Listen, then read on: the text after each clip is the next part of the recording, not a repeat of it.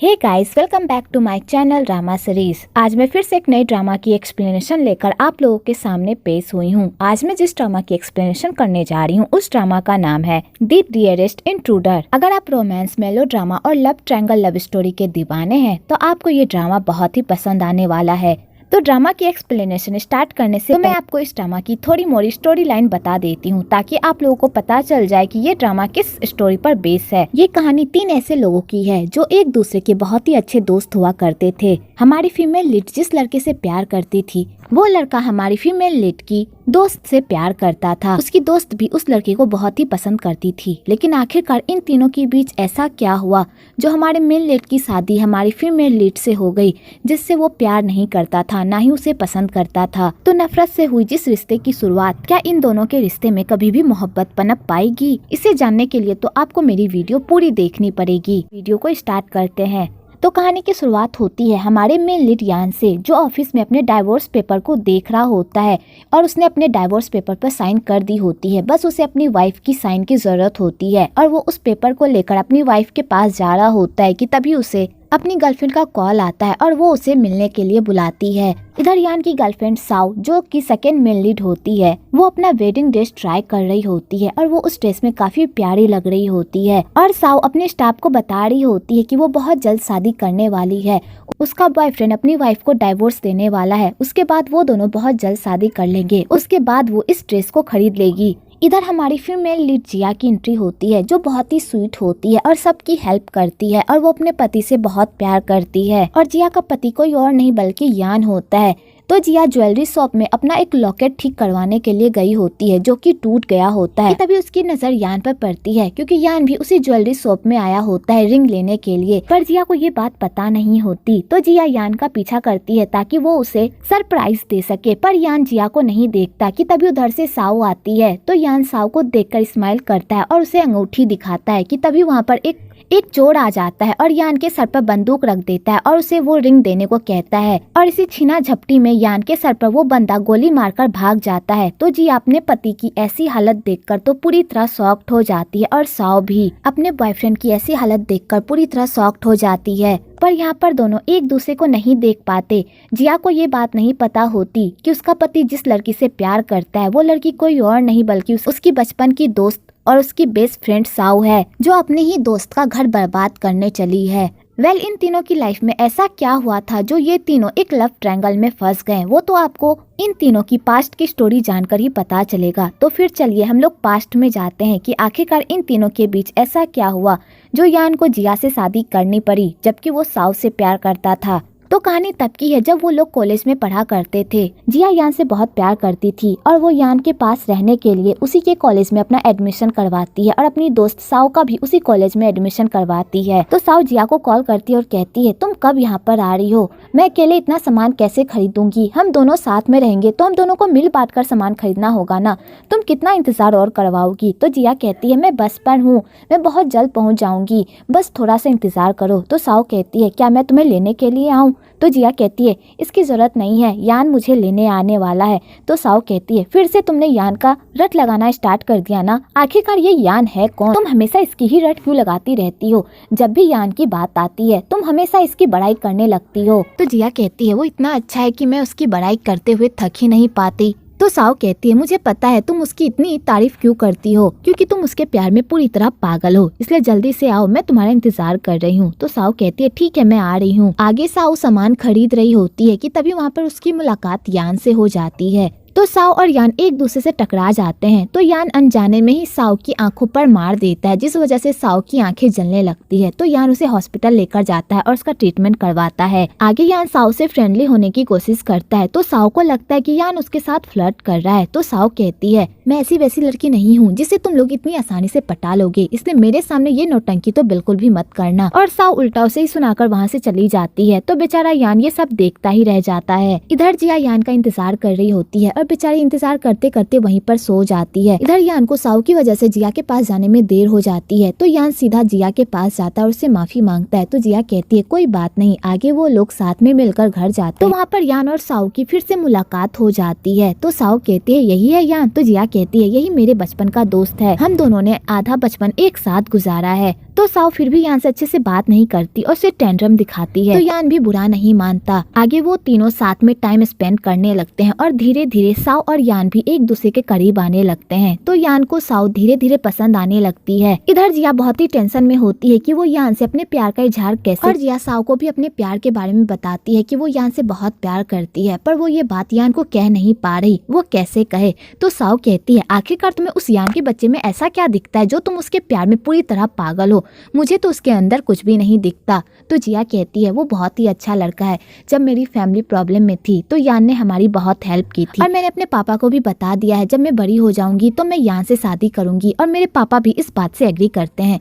तो साओ ये सब सुनकर तो पूरी तरह दंग रह जाती है। तो जिया कहती है इन सब बातों को छोड़ो, मुझे बताओ कि मैं यान को अपने प्यार के बारे में कैसे बताऊं। तो साओ कहती है अपने मुंह से जाकर उसे बता दो कि तुम मुझसे प्यार करती हो। तो साओ कहती है अगर मैंने उसे बता दिया और वो मुझसे प्यार नहीं करता होगा तो हमारी दोस्ती तो खत्म हो जाएगी ना, मैं ये कैसे करूं। और बेचारी जिया इसी बात को लेकर गुनधुन में रहती है। आगे यान की कुछ बंदों से लड़ाई हो जाती है तो जिया टेंशन में आ जाती है। तो साओ एक ट्रिक लगाती है और उन लोगों से यान को बचाती है और वो लोग वहाँ से भाग जाते हैं, और वो लोग ये सब करके बहुत ही खुश हो रहे होते हैं। आगे यान साओ को इम्प्रेस करने का एक मौका भी नहीं छोड़ता, और साओ भी धीरे धीरे इम्प्रेस हो रही होती है, पर वो यान को उस नजर से नहीं देखती क्योंकि साओ को पता होता है कि जिया यान से प्यार करती है और यान सिर्फ जिया का है। आगे यान साओ को अपनी फीलिंग्स बता देता है कि वो उसे पसंद करता है। तो साओ जैसे ये सुनती है उसके तो होश ही उड़ जाते हैं, और वो इस बात पर यान से गुस्सा हो जाती है और उस पर चिल्लाकर वहाँ से चली जाती है। तो जिया उन दोनों की लड़ाई देखकर पूरी तरह हैरान हो जाती है, और जिया यान से पूछती है कि आखिरकार उसने साओ को ऐसा क्या कह दिया कि वो इतनी गुस्से में चली गई। तो बेचारा यान जिया को क्या बताता कि उसने साओ से अपने प्यार का इजहार किया, पर साओ ने प्रपोजल को रिजेक्ट कर दिया और ऊपर से वो गुस्सा होकर चली गई।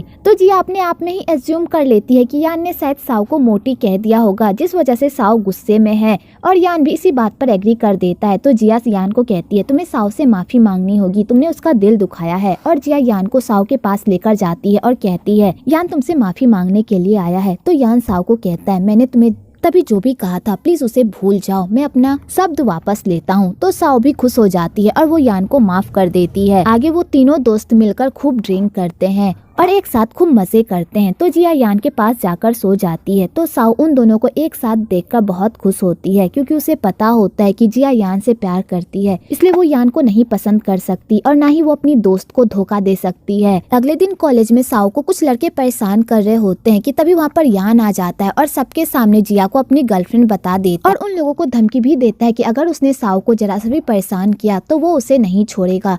तो वो लड़के वहाँ से चुपचाप चले जाते हैं। तो जिया कहती है मैं तुम्हारी गर्लफ्रेंड नहीं हूँ, इसलिए ये सब कहना बंद करो। तो यान कहता है मैंने सिर्फ तुम्हारी हेल्प करने के लिए ये सब कहा है, इसलिए दिल पर मत लो। तो साओ कहती है तुमने मेरे लिए जो भी किया उसके लिए थैंक यू, लेकिन हम दोनों के बीच कोई भी रिश्ता नहीं बन सकता। और साओ ये कहकर वहाँ से चली जाती है। आगे साओ स्विमिंग कर रही होती है तो जिया साओ से सिर्फ यान की ही बातें कर रही होती है कि वो यान को कैसे प्रपोज करे, वो यान को कैसे अपनी दिल की बात बताए। तो साओ यान का नाम सुन के पूरी तरह चिड़चिड़ी हो जाती है और कहती है क्या तुम्हारे पास यान के अलावा कोई भी बात करने को नहीं है? जब देखो यान यान करती रहती हो, क्या तुम्हारी लाइफ में सिर्फ यान ही इम्पोर्टेंट है, मैं नहीं इम्पोर्टेंट हूँ? और साओ गुस्से से अपना कपड़ा पानी में फेंक देती है। तो जिया कहती है मुझे माफ कर दो, मुझे तुम्हारे सामने इस तरह पेश नहीं आना चाहिए था, तुम यहीं रुको, मैं तुम्हारे लिए कपड़े लेकर आती हूँ। और जिया कपड़े लेने के लिए जाने लगती है कि तभी बाहर जाकर उसे स्कूल से कॉल आता है कि यान के भाई ने स्कूल में लड़ाई कर ली है और उसे अर्जेंटली स्कूल बुलाया जाता है। तो बेचारी जिया पूरी तरह परेशान हो जाती है और वो साओ को छोड़कर सीधा स्कूल चली जाती है। इधर साओ जिया का इंतजार करती रहती है कि वो अभी तक कपड़े लेकर क्यों नहीं आई। तो वो भीगे हुए कपड़े पहनकर वहाँ से जाने लगती है कि तभी वहाँ पर वही दो बदमाश आ जाते हैं साओ के साथ बदतमीजी करने के लिए और उसका एमएमएस बनाने लगते हैं। तो साओ कैसे तैसे अपने आप को वहाँ से छुड़ाकर भाग जाती है कि तभी रास्ते में उसे जिया मिल जाती है। तो साओ जिया को कहती है तुम इतने देर से कहाँ थी, तुम मेरे कपड़े लाने गई थी ना, तो फिर तुम कहाँ चली गई थी? तो जिया उसे पूरी बात बताती है। तो साओ को बहुत ही गुस्सा आता है और वो कहती है तुमने फिर से यान की वजह से मुझे छोड़ा ना, तुम्हारी लाइफ में सिर्फ यान ही इम्पोर्टेंट है, मैं नहीं। और साओ अपना सारा गुस्सा जिया पर निकाल देती है उस एक्सीडेंट की वजह से। आगे जिया साओ को मनाने की बहुत कोशिश करती है पर साओ उसकी एक भी नहीं सुनती और 2 हफ्ते तक उससे बात नहीं करती। तो बेचारी जिया पूरी कोशिश करती है साओ को मनाने की, पर वो नहीं मना पाती। आगे साओ स्कूल में अपने ड्रामा की प्रैक्टिस कर रही होती है कि तभी वहाँ पर एक लेडी आती है और कहती है, तुम्हारी माँ कहाँ है? तुम्हारी माँ मेरे पति के साथ है ना? मुझे पता ही था कि तुम्हारी माँ ने मेरे पति को फंसाया है। और वो औरत अपनी सौतन का सारा गुस्सा साओ पर ही निकालने लगती है और कहती है, जैसे तुम्हारी माँ ने मेरे पति को चुराया है वैसे ही तुम किसी और के पति को चुराओगी। और वो औरत साओ को खूब बुरा भला कहने लगती है। तो साओ के भी सब्र का बांध टूट पड़ता है और वो कहती है, आप अपने पति को नहीं संभाल पाई इसलिए अपना दोस्त किसी और के मत्थे मर रही है ना। अगर आप अपने पति को अच्छे से प्यार दे पाती तो वो किसी भी दूसरी औरत के पास नहीं जा पाते। मेरे पापा को मेरी माँ से बहुत प्यार है इसलिए वो उनके पास जाते हैं। वो आपसे प्यार नहीं करते क्योंकि आप उन्हें खुश नहीं रखती। और साओ उस औरत को खूब उल्टा सीधा बकती है। तो वो औरत साओ को खींचकर एक थप्पड़ मारती है और वो दूसरा थप्पड़ मारने ही वाली होती है कि तभी बीच में जिया आ जाती है और वो थप्पड़ जिया को लग जाता है। तो जिया उस औरत को भी खूब खरी खोटी सुनाती है और कहती है, बड़ों के मसले में बच्चे को मत घसीटिए। आप बड़ों का मामला है तो आप बड़े ही सुलझाइए, हम लोगों को बीच में मत घसीटिए। और जिया उन लोगों को बहुत ही करारा जवाब देती है और वहाँ से भगा देती है। तो साओ रोते रोते वहाँ से जाने लगती है। तो जिया भी साओ के पीछे जाती है। तो साओ कहती है, तुम मेरे पीछे क्यों आ रही हो? तुम्हें भी पता चल गया ना कि मैं एक नाजायज हूँ और मुझ जैसी नाजायज से कोई भी रिश्ता रखना नहीं चाहता। क्योंकि सबको लगता है जिस तरह मेरी माँ ने दूसरे के पति को चुराया है उसी तरह मैं भी दूसरों के पति को चुराऊंगी। अब ये बात पूरे कॉलेज को पता चल चुकी है। अब मैं यहाँ पर कैसे आऊँ? सब मुझे नाजायज के नजर से देखेंगे। मैं ये सब बर्दाश्त नहीं कर पाऊंगी इसलिए मैं अब से कॉलेज नहीं आऊंगी। तो जिया कहती है, बकवास करना बंद करो, मुझे इससे कोई फर्क नहीं पड़ता कि तुम जायज हो या नाजायज। मैंने तुम्हारे बारे में ये सब जानकर तुमसे दोस्ती नहीं की है, बल्कि तुम्हारा दिल अच्छा है इसलिए मैंने तुमसे दोस्ती की है। और मुझे पता है कि तुम अपनी माँ की नक्शे कदम पर बिल्कुल भी नहीं चलोगी, इसलिए खुद को अपनी माँ से कंपेयर करना बंद करो। ये सब जानने के बाद भी मेरा नजरिया तुम्हारे लिए कभी भी नहीं बदलेगा, इसलिए खुद को मेरे सामने छोटा महसूस कराना बंद करो। तुम मेरी दोस्त हो, मेरे लिए बस यही काफी है। और यहाँ पर दोनों दोस्त एक दूसरे के गले लगकर खूब रोते हैं। इधर यान भी उन दोनों की बातें सुन लेता है और यान को भी पता चल जाता है कि साओ एक नाजायज है, पर उसे इस बात से कोई फर्क नहीं पड़ता। इधर यान को भी उन घटिया लोगों की करतूतों के बारे में पता चल जाता है कि उसने साओ के साथ क्या किया था। तो यान उन बंदों से खूब लड़ता है और उनसे कैसेट छीनकर साओ को देता है। तो साओ ये सब देखकर पूरी तरह हैरान होती है। उसका भी दिल यान की तरफ पिघलने लगता है। आगे साओ कुछ दिनों तक कॉलेज नहीं आती। उसके बाद वो कॉलेज आती है अपने बर्थडे के दिन।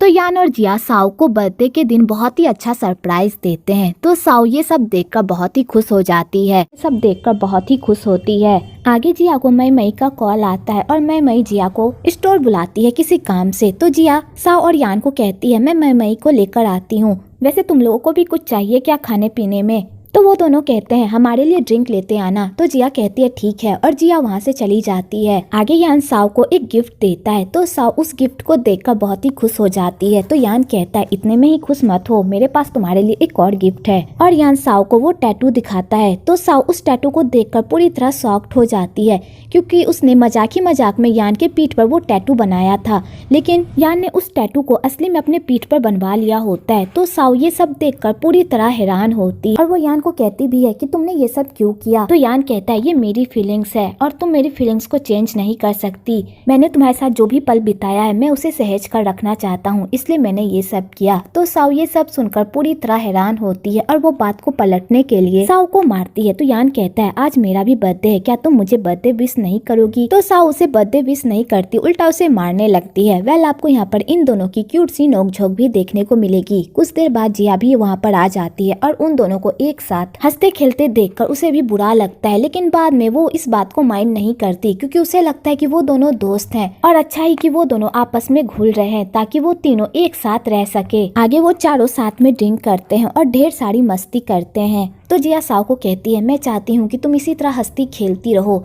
और तुम्हारी लाइफ में कभी भी कोई परेशानी ना आए जिससे तुम परेशान हो। आगे वो लोग पार्टी करने के लिए रेस्टोरेंट जाते हैं और वहाँ पर खूब मस्ती करते हैं और वो सब साथ में गेम खेलते हैं। पहले तो यान उस गेम में जीत रहा होता है, लेकिन बाद में वो हारने लगता है। तो यान को अपनी हार बर्दाश्त नहीं होती, तो वो गेम का सारा सामान बिखेर देता है, क्योंकि अगर वो नहीं जीत सकता तो वो भी किसी को नहीं जीतने देगा। और यहाँ पर इसी बात को लेकर सारे दोस्तों में क्यूट सी नोकझोंक होने लगती है। आगे वो लोग साथ में टाइम स्पेंड करके घर जाने लगते हैं। तो जिया मई को भी कहती है, चलो हमारे साथ। तो मई कहती है, यान ने मुझे बाइक पर बैठने से मना किया है, तो मैं इस बाइक पर कैसे बैठूंगी? तो यान कहता है, अगर तुम मेरी बाइक पर बैठोगी ना तो मेरी बाइक पूरी तरह टूट जाएगी, इसलिए कभी भी मेरी बाइक पर मत बैठना। और यहाँ पर इन दोनों में भी छोटी मोटी लड़ाई होने लगती है। आगे वो लोग घर जाने लगते हैं तो साओ अपने रूम में जाकर सो जाती है और जिया और यान एक साथ जाकर बाहर में सो जाते हैं। तो यान जिया को कहता है क्या साओ ग्रेजुएशन के बाद यहाँ से चली जाएगी? तो जिया कहती है मुझे नहीं पता, वो हमेशा विदेश में ही रही है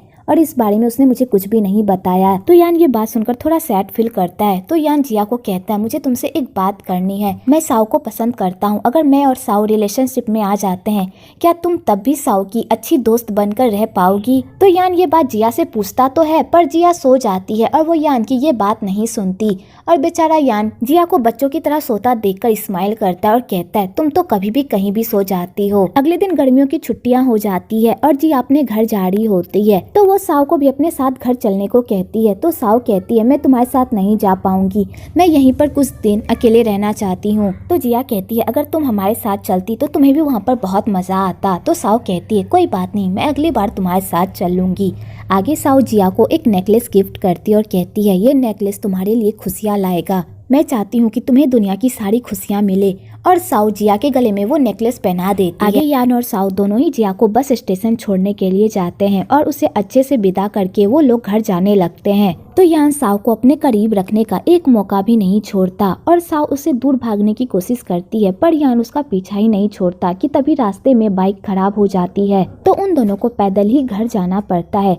लेकिन वो लोग रास्ते में खूब मस्ती करते हैं और साओ और यान एक दूसरे के साथ बहुत ही अच्छा टाइम स्पेंड करते हैं और वो दोनों पूरे रास्ते ढेर सारी मस्ती करते हैं और उसके बाद वो दोनों घर आते हैं। तो साओ घर के अंदर जाने लगती है तो यान कहता है क्या तुम्हें मुझसे कुछ कहना नहीं है? तो साओ कहती है तुम्हारे कहने का क्या मतलब है? तो यान कहता है मुझे पता है कि तुम भी मुझसे पसंद करती हो पर तुम ये बात एक्सेप्ट नहीं कर रही, क्या ये सब जिया की वजह से है? तो साओ कहती है तुम जिया के हो, मैं तुम्हें पसंद नहीं कर सकती। तो यान कहता है मैं जिया को पसंद नहीं करता, मैं तुम्हें पसंद करता हूँ। तुम ये नाटक कर सकती हो कि तुम मुझे पसंद नहीं करती लेकिन मैं ये नाटक नहीं कर सकता। अगर हम तीनों की दोस्ती के बीच कोई तीसरा आया है वो या मैं या तुम हो, वो जिया नहीं है, उसकी इसमें कोई गलती नहीं है, वो तो एक विक्टिम है। लेकिन तुम ये बात याद रखना कि मैं तुम्हें पसंद करता हूँ और चाहे कुछ भी हो जाए मैं हमेशा तुम्हें ही पसंद करता रहूंगा।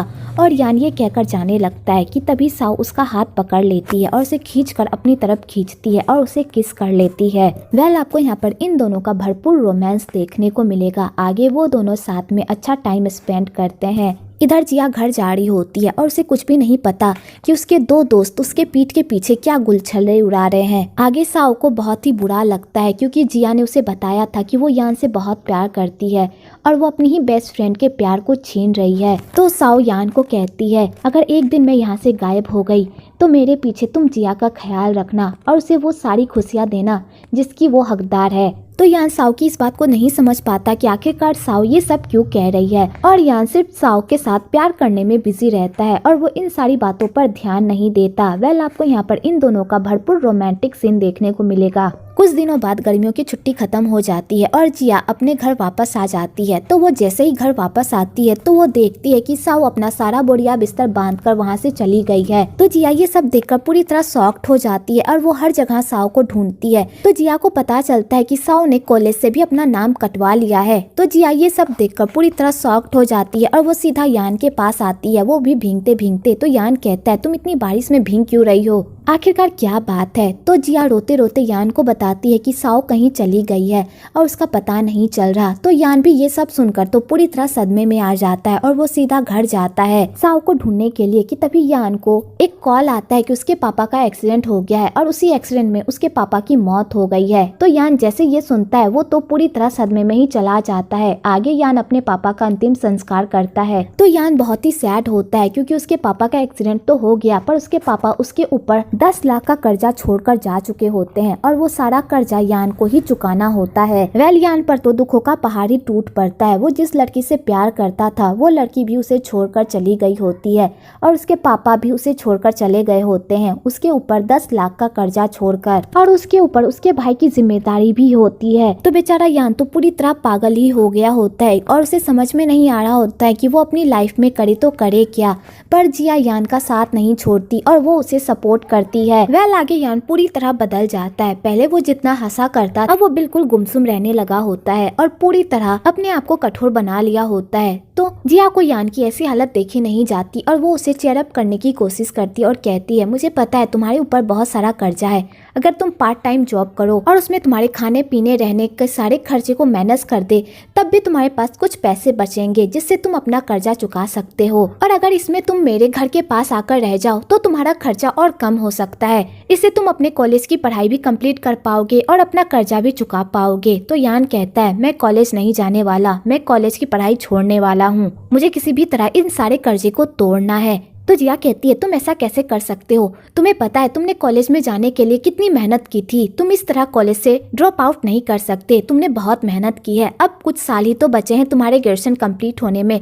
प्लीज उसके लिए अपनी लाइफ बर्बाद मत करो। तो यान जिया की बात मान लेता है और कहता है, ठीक है, मैं कॉलेज से ड्रॉप आउट नहीं करूंगा। आगे यान जिया के साथ रहने के लिए आ जाता है और वो साव के रूम में ही रहता है। तो यान जैसे उस रूम को देखता है तो उसे साव की याद आती है और बेचारे का दिल पूरी तरह टूट जाता है। पर यान ये बात जिया को नहीं बता पाता। आगे वो दोनों साथ में रहते हैं, खाते पीते हैं, पर यान में वो पहली वाली बात नहीं होती। जिस तरह वो हंसता खेलता था अब वो इस तरह बिल्कुल भी बिहेव नहीं करता। तो जिया को यान की फिक्र होती है पर वो इतने में ही खुश रहती है कि यान कम से कम उसके पास तो है, वो दोनों साथ तो हैं। अगले दिन यान काम पर जा रहा होता है तो जिया कहती है, आज तुम्हारा टेस्ट है, तुम काम पर कैसे जा सकते हो? अगर तुमने ये टेस्ट नहीं दिया तो तुम फाइनल्स के एग्जाम नहीं दे पाओगे। प्लीज तुम आज कॉलेज चलो। तो यान कहता है, आज का शेड्यूल मेरा फुल है, आज मैं कॉलेज नहीं जा पाऊंगा। और यान ये कहकर वहाँ से चला जाता है। तो जिया को यान के लिए बहुत बुरा लगता है। तो जिया एक ट्रिक अपनाती है और वो यान बनकर क्लासरूम में चली जाती है और यान बनकर ही क्लासरूम में एग्जाम देने लगती है। पर बेचारी का ये प्लान भी फ्लॉप हो जाता है क्योंकि टीचर उसे पकड़ लेते हैं। तो बेचारी को इस कारनामे की पनिशमेंट भी मिलती है और उसे पूरे कॉलेज में झाड़ू पोछा भी लगाना पड़ता है।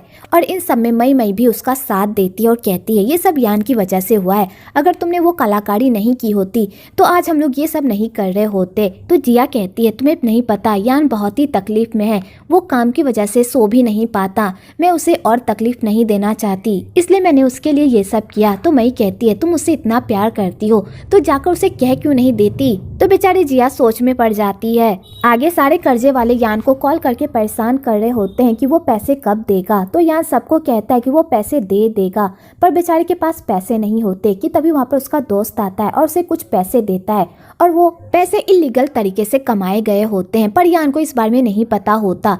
तो यान अपने दोस्त को कहता है कि वो ये पैसे नहीं लेगा, वो इंतजाम कर लेगा। पर उसका दोस्त कहता है, मैं तुम्हें इस तरह काम करते हुए नहीं देख सकता, प्लीज ये पैसे ले लो। तो यान वो पैसे ले लेता है। आगे उस ठेकेदार को पता चल जाता है कि उस बंदे ने इलीगल तरीके से पैसे कमाए हैं। तो वो ठेकेदार उसकी पूरी वाट लगा देता है। लेकिन इन सब के बीच में यान भी पिस जाता है और उस ठेकेदार को लगता है कि यान भी कमीशन खाता है। तो वो ठेकेदार यान को भी बुरा भला कहने लगता है और उसके पापा को लेकर उसे 4 बातें सुनाने लगता है। तो यान को भी गुस्सा आ जाता है और वो उस ठेकेदार से लड़ाई करने लगता है। तो वो ठेकेदार उन दोनों को काम से बाहर निकाल देता है। तो यान अपने दोस्त को कहता है कि जाकर वो उस ठेकेदार को पूरी बात बताए कि उसका इन सब में कोई हाथ नहीं है। तो उसका दोस्त कहता है, अगर मैं उस ठेकेदार को बता भी दूं तो क्या हो जाएगा, वो हमें काम पर नहीं रखेगा क्योंकि तुमने उसे मारा है। इसलिए शांत हो जाओ और कहीं और काम ढूंढो। अगर मुझे काम मिल गया तो मैं तुम्हें कॉल करके बता दूंगा। और वो ये कहकर वहाँ से चला जाता है। तो यान को बहुत ही गुस्सा आता है। तो जिया उसे शांत करने की कोशिश करती है पर यान उसकी भी नहीं सुनता कि तभी उधर से एक कार आ रही होती है जो जिया के ऊपर ही चढ़ने वाली होती है। लेकिन सही टाइम पर यान आ जाता है और जिया को बचा लेता है। तो जिया यान की ऐसी हरकत को देखकर बहुत ही खुश होती है और वो फूले नहीं समाती कि यान को उसकी परवाह है। आगे जिया यान के लिए जॉब ढूंढ रही होती है कि तभी यान को उसके दोस्त का कॉल आता है और वो उसे बताता है कि वो प्रॉब्लम में है। तो यान सीधा अपने दोस्त को छुड़वाने के लिए गैंगस्टर के पास जाता है और वहाँ पर जाकर उन लोगों से डट कर बात करता है। तो उन बंदों को भी यान का ये एटीट्यूड बहुत ही पसंद आता है और वो बंदे यान को अपने साथ मिलकर काम करने को कहते हैं। पर यान उन लोगों के साथ काम करने से मना कर देता है क्योंकि यान ऐसा कोई भी इलीगल काम नहीं करना चाहता जिससे आगे चलकर उसे प्रॉब्लम हो। तो वो बंदा जाने से पहले यान को कहता है, तुमने ऐसे ऐसे दोस्त पाल कर रखे हैं ना, ये दोस्त तुम्हारे ही पीठ में छुरा भोंकेंगे और तुम्हें पता भी नहीं चलेगा। और वो बंदा ये कहकर वहाँ से चला जाता है। तो यान उसकी बातें सुन लेता है और वो भी अपनी घर की तरफ निकल जाता है। आगे यान कंस्ट्रक्शन साइट पर काम कर रहा होता है, तो जिया भी यान के साथ उसी कंस्ट्रक्शन साइट पर काम करती है और वहाँ पर खाना बेचती है ताकि वो यान के करीब रह सके। और बेचारी इन्हीं सब चक्कर में बीमार हो जाती है। तो यान पूरी रात जागकर जिया का ख्याल रखता है, उसके लिए सूप बनाता है। जब जिया को इस बारे में पता चलता है तो वो फूले नहीं समाती। तो मई मई कहती है, मैंने तुम्हारी कुंडली एक बाबा से दिखवाई है और उन बाबा का कहना है कि तुम्हारे कुंडली में धनों की वर्षा का योग है, तुम्हारी शादी जिससे भी होगी वो अमीर बन जाएगा, तो क्यों ना तुम यान से ही शादी कर लो। वैसे भी यान को पैसों की जरूरत है और तुम यान से प्यार भी करती हो, एक तीर से दो शिकार हो जाएंगे, ये मौका तुम्हें बाद में नहीं मिलेगा, जल्दी से जाओ और यान को प्रपोज कर दो। तो जिया भी पूरा मन बना लेती है और वो सीधा कंस्ट्रक्शन साइट पर जाती है और यान को जाकर अपने दिल की बात बता देती है और कहती है, मुझे पता है कि तुम मुझे पसंद नहीं करते, लेकिन मैं अपनी पूरी जी जान लगा दूंगी कि तुम मुझे पसंद करो, मुझे सिर्फ तुम्हारे साथ रहना है। अगर तुम मुझसे प्यार नहीं भी करते तो कोई बात नहीं, मैं पूरी कोशिश करूंगी कि तुम्हें भी मुझसे प्यार हो जाए। मेरी कुंडली में धन वर्षा का योग है, मेरी शादी जिससे भी होगी वो अमीर हो जाएगा, तो क्यों ना तुम मुझसे शादी कर लो और अमीर बन जाओ, इससे तुम्हारा भी फायदा होगा। तो वहाँ के सारे वर्कर्स भी यान को कहने लगते हैं कि तुम इस लड़की से शादी कर लो, ये लड़की तुमसे बहुत प्यार करती है, अगर तुमने इसका दिल तोड़ा तो ये बहुत ही गलत होगा। तो यान ये सारी बातें सुनकर स्माइल करता है और जिया को एक्सेप्ट कर लेता है। तो जिया ये सब देखकर बहुत खुश होती है, प्रपोजल को एक्सेप्ट कर लेता है और उन दोनों की शादी हो जाती है। तो यान की शादी जैसे ही जिया से होती है, उसकी तकदीर पूरी तरह बदल जाती है और वो अमीर आदमी बन जाता है और यान का एटीट्यूड भी पूरी तरह बदल जाता है। इधर मई मई की भी शादी हो जाती है और उसकी एक प्यारी सी बेटी होती है। तो जिया मई मई की बेटी के साथ बहुत ही अच्छे से खेलती है। तो मई मई कहती है, मुझे भी पता है कि तुम्हें बच्चे बहुत पसंद है, तो तुम अपने पति को क्यों नहीं कहती कि वो तुम्हारे साथ एक बच्चा कर ले, इससे तुम दोनों का खालीपन भी दूर हो जाएगा और तुम दोनों के रिश्ते में सुधार भी आ जाएगी। तो जिया कहती है, मैं भी एक बच्चा चाहती हूँ, लेकिन यान बहुत ही बिजी रहता है, वो तो बहुत कम ही मुझे टाइम दे पाता है और मैं उसे ज्यादा कुछ नहीं कह पाती क्योंकि वो काम की वजह से बहुत ही टेंशन में रहता है और मैं उसे और टेंशन नहीं देना चाहती। तो मई मई कहती है, मेरे पति को देखा है, वो मेरे इशारों पर नाचता है क्योंकि मैंने उसे ठोक पीट कर एक अच्छा पति बनाया है जो मेरे इशारों पर नाचता है। उसी तरह तुम्हें भी यान को ठोक पीट कर एक अच्छा पति बनाना होगा, तभी तुम उसके साथ खुश रह पाओगी। वैसे भी तुम दोनों की लाइफ में क्या खुशियां हैं। यान अपने काम में बिजी रहता है और वो तुम्हें टाइम नहीं देता। तुम दोनों के बीच तो प्यार भी नहीं है। मुझे लगा था कि शादी के बाद तुम दोनों के बीच प्यार हो जाएगा, लेकिन यान को तो अभी तक तुमसे प्यार नहीं हुआ। मुझे तुम्हें वो आइडिया ही नहीं देना चाहिए था उसे प्रपोज करने का, ना तुम दोनों की शादी होती और ना तुम्हारी लाइफ ऐसी होती। तो जिया कहती है, तुम बेकार की ही बातें कर रही हो, यान मेरा बहुत ही अच्छे से ख्याल रखता है और वो मुझे सब कुछ में सपोर्ट भी तो करता है। तो मई कहती है, मैं भी जानती हूँ तुम्हारे यान को, वो तुम्हारा किस तरह ख्याल रखता है। एक वाइफ को जिस प्यार की जरूरत होती है वो प्यार तो वो तुम्हें देता नहीं और तुम बहुत ही बड़ाई करती हो यान की। तो जिया कहती है, प्लीज बेकार की बातें करना छोड़ो। तो मई कहती है, कुछ दिनों में क्लास रीयूनियन होने वाला है, वहाँ पर सारे स्कूल के दोस्त आएंगे, तुम अपने पति को भी कहना तुम्हारे साथ आने के लिए। अगर वो तुम्हारे साथ आने के लिए मान गया तो मैं समझ जाऊंगी कि वो तुमसे बहुत प्यार करता है, अगर वो नहीं आया तो तुम भी समझ जाना कि उसे तुम्हारी कोई परवाह नहीं।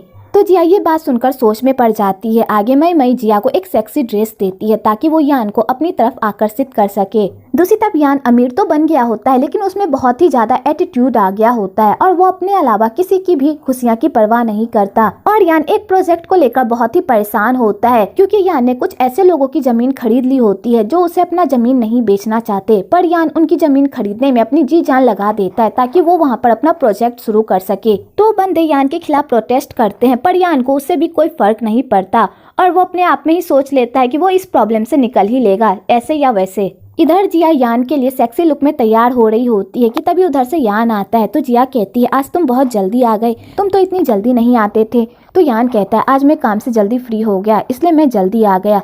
तो जिया कहती है, रुको मैं तुम्हारे लिए खाना लगा देती हूँ। तो यान कहता है, मैं खाकर आया हूँ। तो जिया कहती है, मुझे भी पता है तुम क्या खाकर आए होगे, मैं अभी तुम्हारे लिए खाना गर्म करके लाती हूँ, तुम बैठो। और जिया खाना गर्म करने के लिए चली जाती है। आगे जिया जब खाना लेकर आती है तो वो देखती है कि यान सो चुका है। तो जिया को बुरा तो लगता है पर वो इस बात को माइंड नहीं करती और वो जाकर यान का ख्याल रखती है। तो यान जिया का ऐसा रूप देखकर हैरान तो होता है पर उसे कोई परवाह नहीं होती, क्योंकि जिया उसके लिए कितना भी कुछ कर ले उसका दिल तो जिया के लिए पिघलने वाला नहीं, क्योंकि उसके दिल में तो अभी भी साव ही बसती है, ना कि जिया। जिया ने उसके लिए क्या कुछ नहीं किया पर उसे जिया का प्यार दिखता ही नहीं। आगे जिया यान को अपने साथ क्लास रियूनियन में जाने को कहती है तो यान जाने के लिए मान जाता है तो जिया खुश हो जाती है। आगे वो लोग क्लास रियूनियन में जाते हैं और वहां जाकर यान सबके सामने बहुत ही शो ऑफ करता है कि जैसे वो अपनी वाइफ से बहुत ही प्यार करता है, पर वो क्या प्यार करता है वो तो आप लोगों को भी पता है। और यान जिया को बहुत ही पैम्पर करता है तो जिया इन्हीं सब में बहुत ही खुश हो जाती है कि तभी वहाँ पर साओ की एंट्री होती है। तो यान जैसे ही साओ को देखता है वो तो पूरी तरह शॉक्ड हो जाता है और जिया जब साओ को देखती है तो वो फूले नहीं समाती और साओ के गले लग जाती है और कहती है, तुम हमें छोड़कर कहाँ चली गई थी? तुम्हें पता है हमने तुम्हें कितना ढूंढा, बताओ ना तुम हमें छोड़कर कहाँ चली गई थी? तो साओ इस बात को टाल देती है। आगे साओ यान से बात करती है पर यान उससे एटीट्यूड में बात करता है और उखड़ी उखड़ी तरह बातें करता है तो साओ को बिल्कुल भी अच्छा नहीं लगता। आगे यान साओ को चिढ़ाने के लिए जिया से बहुत ही अच्छे से बात करता है और उसे पैम्पर करता है तो साओ को बहुत ही जलन होती है। आगे यान साओ को ज़्यादा देर हैंडल नहीं कर पाता और वो जिया को कहता है, मुझे कुछ काम है इसलिए मुझे जाना होगा, यहाँ का बिल मैं पे कर दूंगा। और सबके सामने यान अपनी अमीरगिरी दिखाकर वहाँ से चला जाता है पर वो किसी काम के लिए जाता नहीं, वो रेस्टोरेंट के बाहर ही साओ का इंतजार करता है और उसे जाते हुए देखता है। और उन लोगों के जाने के बाद यान भी वहाँ से चला जाता है। आगे जिया, साओ, मई तीनों एक साथ ड्रिंक करते हैं और आपस में ढेर सारी बातें करते हैं। तो यहाँ पर साओ को पता चलता है कि जिया और यान के बीच वैसा रिश्ता नहीं है जैसा एक पति पत्नी के बीच होना चाहिए।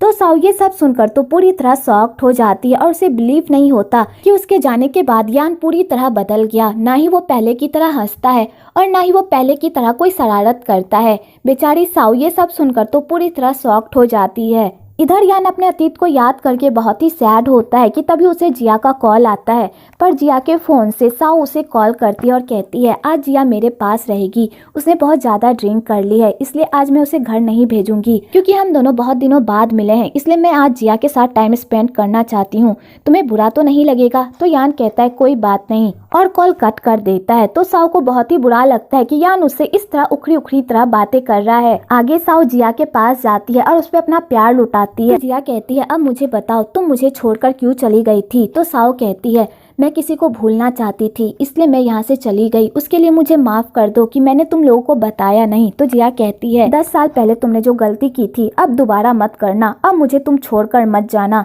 तो साओ कहती है, 1 हफ्ते बाद मेरी फ्लाइट है, मुझे जाना होगा। तो जिया ये सब सुनकर सैड हो जाती है और वो साओ को कहती है, अब मैं तुम्हें जाने नहीं दूंगी, 10 साल पहले ही तुम मुझे छोड़कर जा चुकी हो, अब मैं तुम्हें जाने नहीं दूंगी, तुम्हें मेरे पास ही रहना होगा, समझी? और जिया साओ के सामने बच्चों वाली जिद करने लगती। तो साओ कहती है, मुझे माफ कर दो लेकिन मैं तुमसे मिलने आया करूंगी, मेरी वहाँ पर जॉब लगी हुई है, मैं अपना सारा काम छोड़कर यहाँ पर नहीं रह सकती।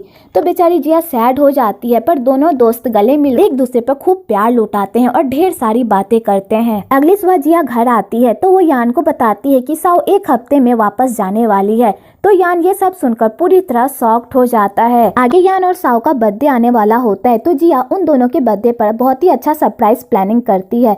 तो वो साओ को यान के पास भेज देती है ताकि वो दोनों एक साथ बिजी रहें और वो उन दोनों के लिए अच्छा सरप्राइज प्लान कर सके। इधर यान के बिजनेस में एक प्रॉब्लम चल रही होती है जिस वजह से वो बहुत ही टेंशन में होता है कि तभी वहाँ पर साओ आती है और यान को उस प्रॉब्लम का सोल्यूशन देती है। तो यान को साओ का सोल्यूशन बहुत ही पसंद आता है। साओ को कहता है, क्यों ना तुम मेरे ही ऑफिस में काम करो, तुम्हारा काम करने का नजरिया बहुत ही अच्छा है और तुम हमारे लिए फायदेमंद भी साबित हो सकती हो, तो क्यों ना तुम मेरी ही ऑफिस में काम करो। तो साओ उसके प्रपोजल को रिजेक्ट कर देती है और कहती है, मुझे 1 हफ्ते में वापस जाना है इसलिए मैं तुम्हारे साथ काम नहीं कर सकती। आगे यान साओ से पूछता है कि वो 10 साल पहले उसे छोड़कर क्यों चली गई थी, जबकि उसे पता था कि वो दोनों एक दूसरे से प्यार करते थे, पर साओ उसके इस सवाल का जवाब नहीं देती। तो यान को बहुत ही गुस्सा आता है। तो साओ कहती है, अब इस सवाल का कोई मतलब नहीं है, तुम जिया के साथ खुश हो, तुम जिया के साथ खुश हो ना? तो यान कहता है, तुमने ही तो कहा था कि तुम्हारे जाने के बाद मैं जिया का ख्याल रखूं, तो मैं रख रहा हूँ और मैं उसके साथ बहुत ही खुश हूँ।